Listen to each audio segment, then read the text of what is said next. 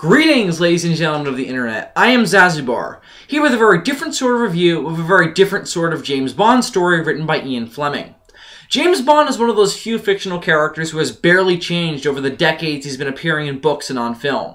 It's especially unusual since Bond's first appearance in text was in 1954's Casino Royale, where he was first established as a suave super spy who was dripping with sophistication and charm. In contrast to characters created during the same period like Godzilla, who has gone through some major changes after over 50 years of presence in pop culture. Not James Bond, though. He's still the same suave super spy who simply can't be killed no matter how many bullets, assassins, or explosions his enemies throw at him. Bond stories tend to be more often plot-driven than they are character-driven, since again, Bond never really changes or learns anything over the course of the story, and generally, he doesn't even choose the enemy he's fighting. Since he's a secret agent, he's told by a commanding officer, M, who exactly his enemy is, and never truly gets to decide for himself.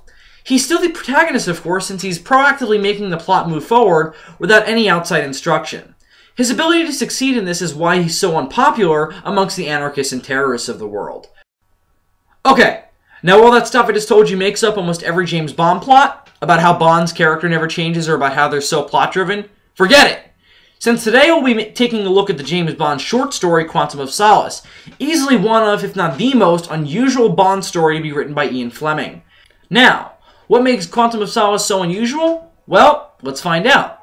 The story is Bond attending a governor's dinner party in Nassau while he's completing an assignment given to him by M to put a stop to illegal arms being shipped to Cubans rebelling against Castro. But remember, this story isn't about espionage, so let's get to the real bulk of the plot. Bond finds the party and the guests to be very dull, especially compared to the drama he had been dealing with on his assignment. However, he tries to make some sort of conversation with the governor by stating that if he ever got married, it would be to a flight attendant since they're so subservient and caring. No offense to any flight attendants watching, those are Bond's words, not mine. The governor, somewhat shaken by the statement, tells Bond a story about a man he knew named Philip Masters, who actually did marry a flight attendant named Wrtr for similar reasons to Bond, which, as a result, turned his life into a living hell. Just after their wedding, she began to cheat on him with a younger man and do nothing but spend his money. The two had no chemistry together, but even still, stayed married to keep up appearances in public. Privately, however, Philip split the house in half so that he and Wrtr would never have to see or speak to each other in private until divorce papers could be drawn up.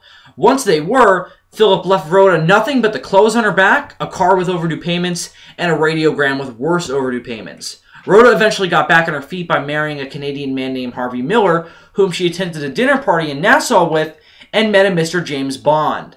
Bond realizes that a woman who he met tonight, who he thought was so boring, actually had a dramatic past.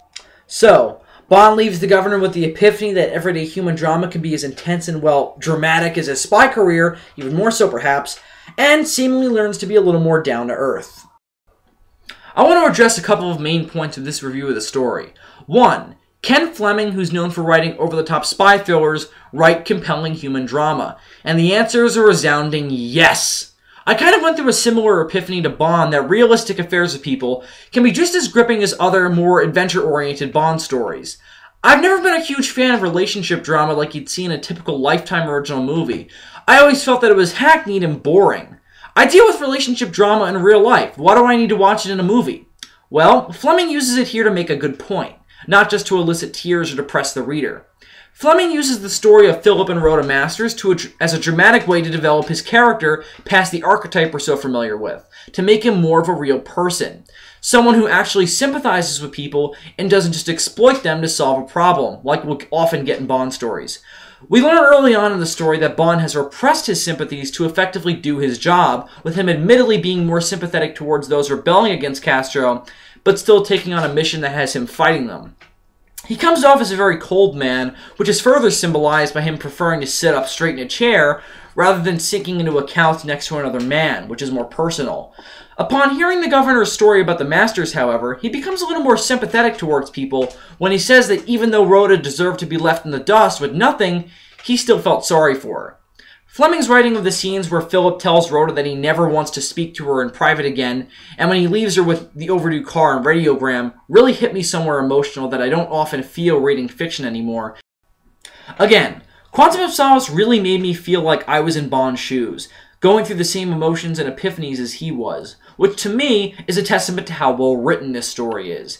If I had any criticisms of Quantum of Solace, the only one I could think of would be that we never really get any concrete evidence at the end of the story that Bond has truly gone through a character arc. I wouldn't have minded this being a page or two longer so that we could have gotten a scene of him sympathizing with an ordinary person's current problem, so that we can see that he's truly learned something. Ultimately, however, that's a small gripe, since I certainly bought Fleming's message, and I suppose that's proof enough that Bond did. I applaud Quantum of Solace for being a very different James Bond story, with well-written drama, a solid characterization of James Bond, and a solid arc for our super spy. I'm giving it a 4.5 out of 5.